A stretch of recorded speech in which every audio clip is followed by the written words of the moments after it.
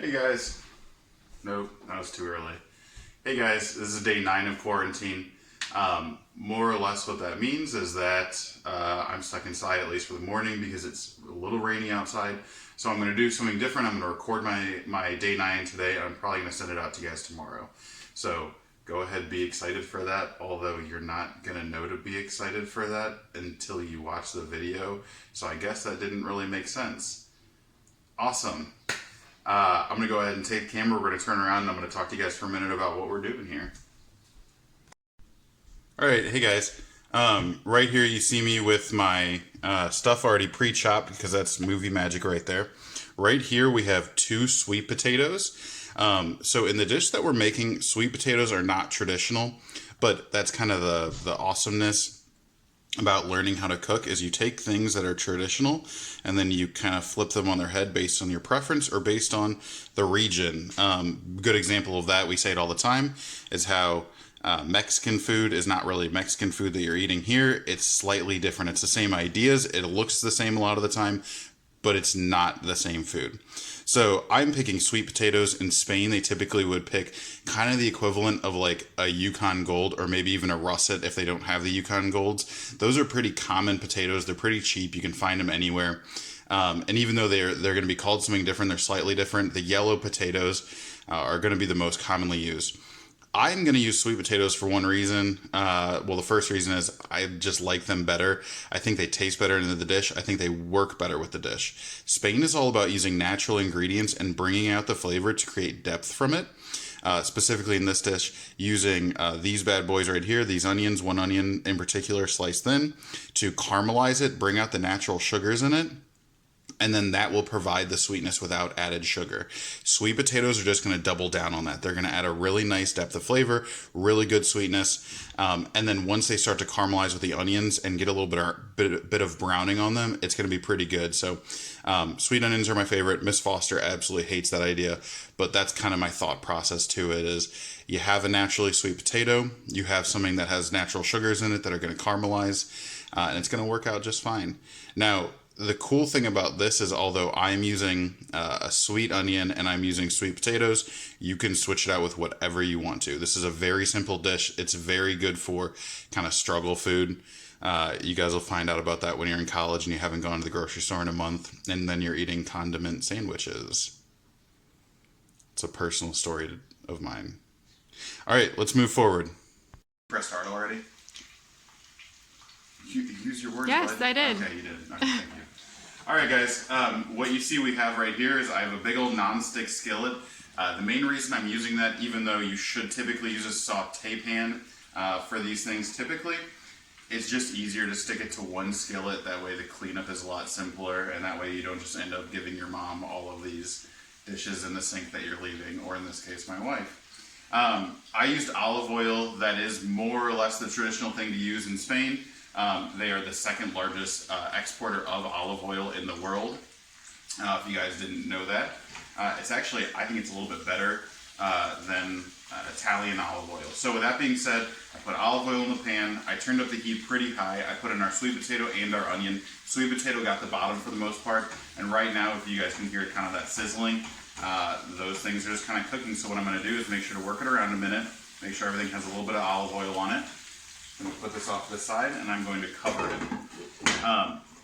What's happening right now is that the heat is going to end up releasing a lot of the moisture from both the potato and the onion. You can already see the top is going to steam up right here. That is going to be partially cooking this, which is necessary before the caramelization and before the release of sugars. So don't worry about checking on this for a little bit. Let it get hot, let it heat up, let the bottom of some of these potatoes get a little bit of browning on them first, and then we're going to flip them around.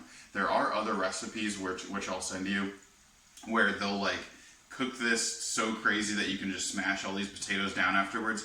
I like having some of those thin slices where you can see it from a cross section, so I'm going to let this sit for a little bit, then I'm going to go ahead and start flipping them around. If I need to turn down the heat in a little bit, that's fine, we'll do that. So once again, movie magic, we'll take a break and we'll be back in a minute. Alright, I wanted to give you guys a little bit of a close-up of what we're dealing with right now. It's been cooking for a little bit.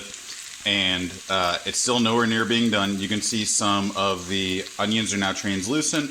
There's a little bit of color on some of the potatoes. It still can go a little bit further. I'm letting all this steam out too. That's okay though. Number one difference between my dish and an authentic dish at this stage is the amount of oil. I used a normal amount of olive oil. It's going to cook in there. It's going to be fine. And then when I pull this out, I don't have to change the pans. I can wipe it out if I want to, but it's actually completely fine to keep cooking with. In an authentic dish, they actually fill this sucker about maybe a fourth to almost a half full of oil. And it's almost like a deep fry. What they will do after that is they will take it after the oil cools down and pour it into a little side dish or a little bowl and reuse it for the same thing. In the same sense as if you guys ever go to a fast food restaurant, that oil isn't used to cook one dish and then it's thrown out. It's used to cook a bunch of stuff for a bunch of days, and then it's finally switched out when it can't be used anymore. Olive oil is expensive though. If you use that much of it, my wife will kill me, your parents will kill you, so don't do it.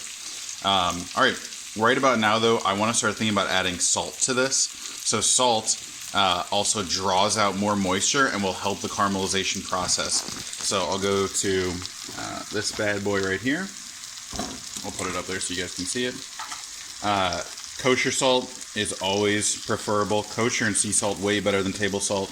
If you guys just have access to table salt, that's fine. But yeah, throw a little bit in. Do a quick little mixy mix of it.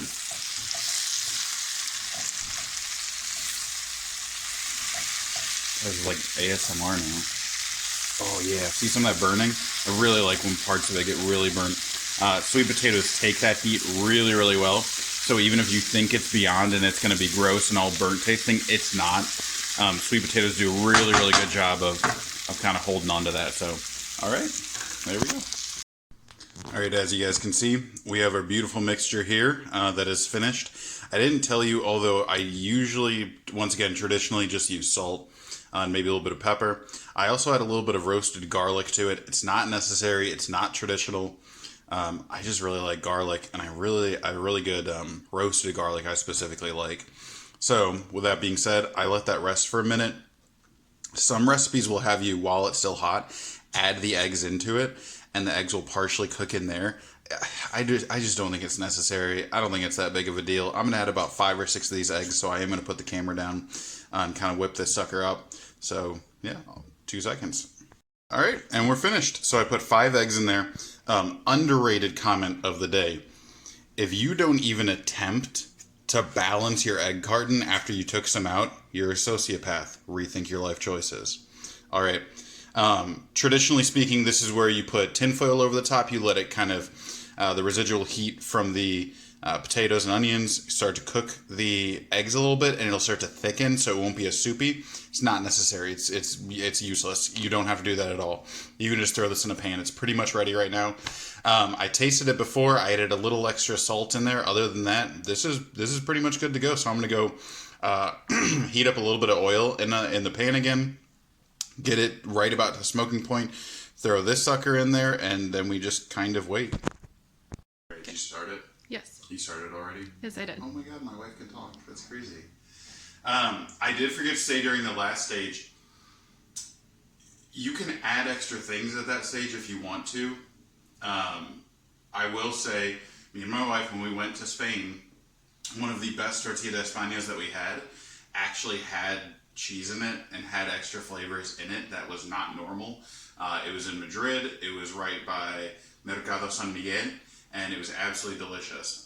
So if you wanted it, if you're used to kind of putting in like heavy whipping cream, half and a half milk, cheese, anything like that, when you make eggs normally, that's fine during that last stage if you want to add something else. If you want to keep the recipe as simple as possible, this is pretty much it. But with that being said, we just kind of let this guy go. You can cover it if you want to. It is not necessary. And then we're just going to kind of let this guy cook for a little bit, check up on it, and then that's when we're going to kind of do maybe the flip, but I don't really want to. Okay. All right at this point, you can see the edges are looking pretty good. It's done. The top, still some liquid moving on there. This is where you would put a plate over it, flip it, put it back in the pan upside down. But that sucks, and if you mess it up, your wife will yell at you nonstop, and it won't be good for anybody. So what I'm going to do is actually the Italian style of making this, where instead of hitting bake on the oven, I'm going to hit broil. What broil is just the top heating element directly from above. So the bottom won't get as cooked, but the top will get much more heat directly from it. So let's do this. Great, that's what we're left with. Put it on broil for maybe the last 5 minutes or so. I did the dishes while I was waiting for that. You can see some really nice browning. It's golden on top. Everything looks cooked all the way through. Now we're going to do the flip, but it's already done. So we're going to put on our oven-safe mitts. We are going to put a plate that is bigger than this around it and just flip it over. As long as I didn't do too bad, this should move right out of there. And then after that, we're going to let it sit for a minute. And then when we come back from intermission, which I realize intermission for you guys is literally 0 seconds, I'm going to show you guys a nice little piece, and hopefully the cross-section is good. Ready. Like, you're ready to film right now, or are you filming right now? I'm filming right now. Okay. All right, this is it.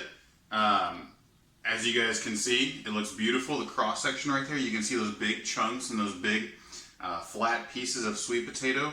You can see a few little translucent dots in there. Those are the onions, obviously.